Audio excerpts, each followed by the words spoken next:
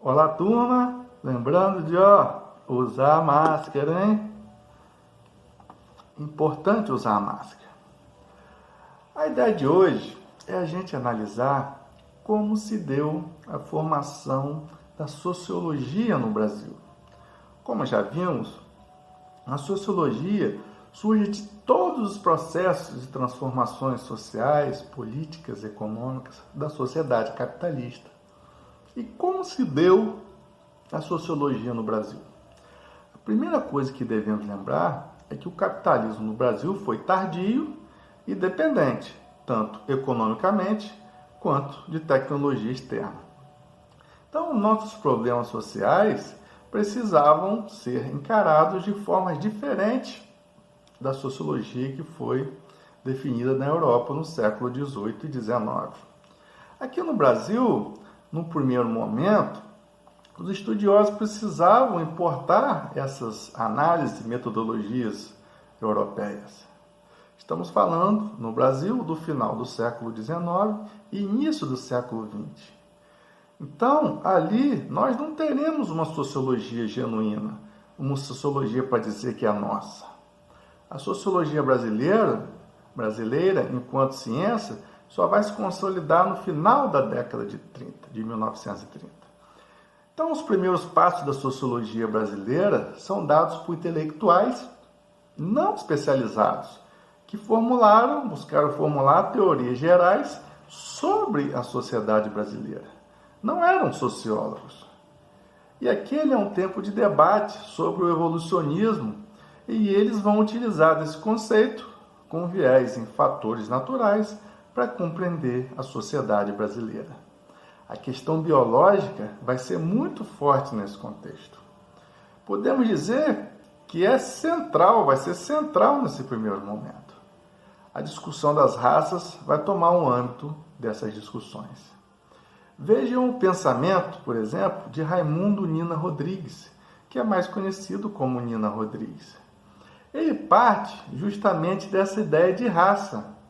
E para ele, a sociedade brasileira era constituída por 3 raças puras: a branca, a negra e a vermelha.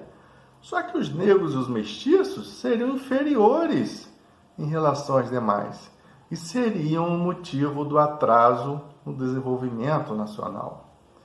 Vejam o que ele diz, Nina Rodrigues. A raça negra no Brasil, por maiores que tenham sido os seus incontestáveis serviços à nossa civilização, por mais justificadas que sejam as simpatias de que a cercou o revoltante abuso da escravidão, por mais que se revelem os generosos exageros dos seus turiferários, há de se constituir sempre um dos fatores da nossa inferioridade como povo.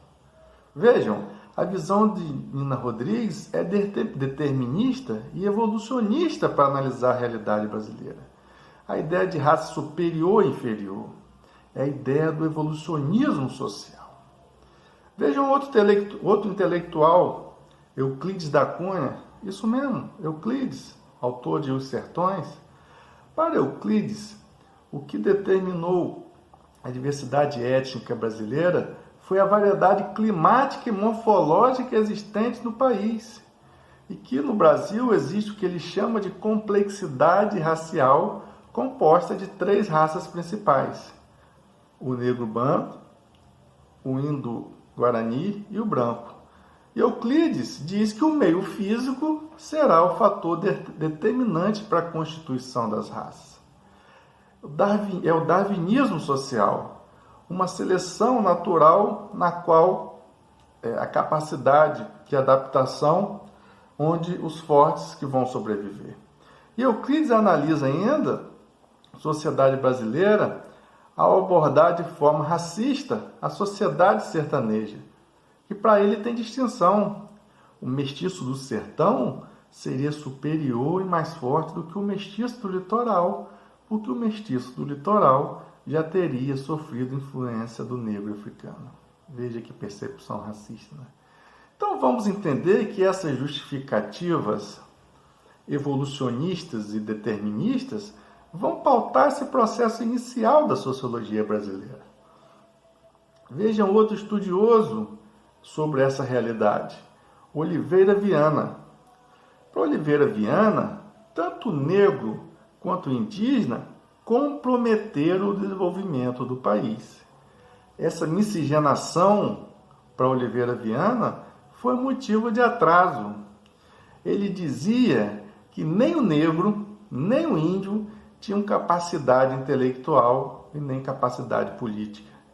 Ele foi um dos defensores da necessidade, vejam só, de embranquecimento do país. É a ideia do darwinismo social. Ao adentrar nessa realidade, Oliveira diz que a estrutura social brasileira tem esse atraso como herança cultural, de como a coisa pública era tratada, o que ele chamou de direito público costumeiro.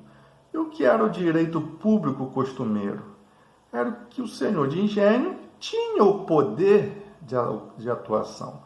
O poder estava nas mãos da família senhorial, que tinha o poder real. Esse poder, então, não estava na mão do Estado. Pelo que já notamos no pensamento de Oliveira Viana, a administração e a política do Estado deveria estar evidente na visão dele das elites aptas, que quem seria? Os brancos europeus. E esse Estado deveria ter todo o poder para resolver os problemas da sociedade, ou seja, um Estado autoritário. Lembremos ainda que este contexto é a transição da escravidão e do capitalismo comercial para o processo de capitalismo industrial. Com isso, com toda essa efervescência, novas ideias com viés liberal chegam às elites intelectuais do Brasil. A sociologia começa a se institucionalizar. Docentes começam a chegar ao Brasil. Podemos destacar, por exemplo, a missão francesa para estruturar a Universidade de São Paulo, que a gente conhece, a USP, docentes do quilate de Roger Bastide, Lévi-Strauss, e contribuíram muito para a consolidação da sociologia brasileira. Aí, neste cenário, nós precisamos, então, apontar para uma obra importante, que foi Casagrande e Senzala, de Gilberto Freire. Ele, que era pernambucano, estudou em vários países, justamente buscando se afastar daquela ideia de evolucionismo e positivismo. Ele queria trazer lá de fora comparações para analisar no Nordeste brasileiro. E ele então vai focar no culturalismo que absorveu do seu professor, o antropólogo teuto-americano Franz Boas. E é justamente na obra Casagrande e Senzala que ele vai apontar o fator importante e particular no Brasil, que é justamente a miscigenação. Para Gilberto Freire, a característica miscigenada do povo brasileiro consiste em sua singularidade.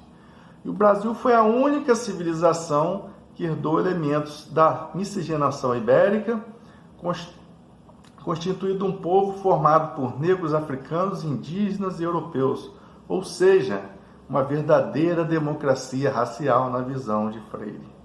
Essa ideia de democracia racial trouxe, evidentemente, diversas críticas daqueles que lutaram contra o racismo. Como existiria democracia nas relações entre senhores e escravos no período colonial? Mas para Gilberto Freire, essa nossa formação cultural foi extraordinária. Vejam que para ele, a miscigenação é positiva e não algo negativo. E ele troca a ideia de raça pela ideia de cultura, com toda a diversidade que isso gera na sociedade brasileira. Então, Gilberto Freire, com sua obra Casagrande e Senzala, foi de fundamental importância para se estudar os primórdios da sociologia brasileira.